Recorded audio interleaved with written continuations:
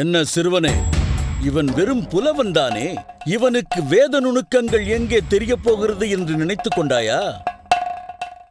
வேதத்தை கரைத்து குடித்தவன் நான், அதில் கரை கண்டவன் நான். எந்த பிதற்றலையும் என்னால் மறுத்து பேச முடியும்.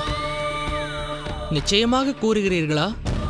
என்ன, இந்த ஆக்கியாழ்வானை அச்சுறுத்த பார்க்கிறாயா? அசரமாட்டேன் பாலகனே. உன் கூற்றை சொல்.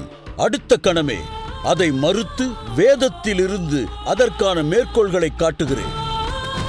சரி, என் முதல் வாக்கியம், தங்களை பெற்ற தங்கள் தாய் ஒரு மலடி அல்ல என்று நான் சொல்கிறேன்.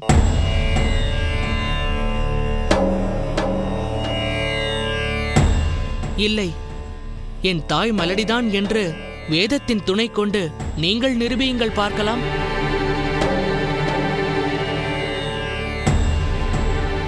என்ன உளறுகிறாய்? என் தாய் மலடி என்று நான் எப்படி சொல்ல முடியும்? சொல்ல வேண்டாம், நிரூபிக்க வேண்டும்.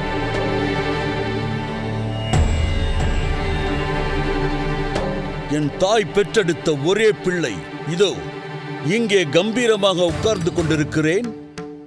ஆனாலும் என் தாய் மலடி என்று நிரூபிக்க வேண்டுமா? வேண்டாம் சிறுவனே, என் கோபத்தை கிளறாதே. ஆக்கியாழ்வாரே, ஆத்திரம் வேண்டாம். ஏய் பாலகனே, உன்னால் நம் புலவரின் தாய் மலடி என்று நிரூபிக்க முடியுமா? நிரூபிக்க முடியும். நிரூபித்தே ஆக வேண்டும். இல்லையென்றால் இவன் தன் தோல்வியை ஒப்புக்கொள்ள வேண்டும். மன்னிக்க வேண்டும் மன்னவா. என்னுடைய அடுத்த 2 வாக்கியங்களையும் நான் கூறிவிடுகிறேன். புலவர் அவற்றையும் மறுத்து பேசாமல் போனால் பிறகு நானே 3 வாக்கியங்களையும் மறுத்து பேசுகிறேன். சரி, மற்ற 2 வாக்கியங்களை சொல். என் அடுத்த வாக்கியம்,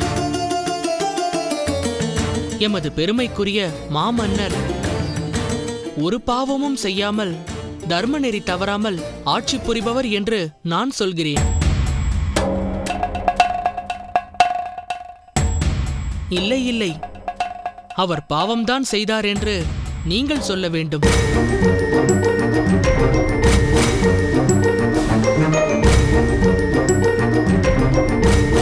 மன்னவா, என்ன ஆணவம் பார்த்தீர்களா? தாங்கள் நெறி தவறிய பாவப்பட்ட மன்னர் என்று நான் கூற வேண்டுமா? அற்ப பதரே, சிறு பிள்ளை என்று உனக்கு இடம் கொடுத்தது தவறாக போயிற்று. உன்னை இப்பொழுதே காராகிரகத்தில் அடைக்கச் சொல்கிறேன். தளபதியாரே. பிரபு, சற்று பொறுமை கொள்ளுங்கள்.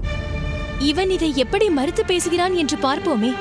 அது நமக்கு சற்றும் ஏற்புடையதாக இல்லை என்றால் பிறகு உங்கள் விருப்பப்படி இவனை தண்டிக்கலாம். நன்றி மகாராணியாரே.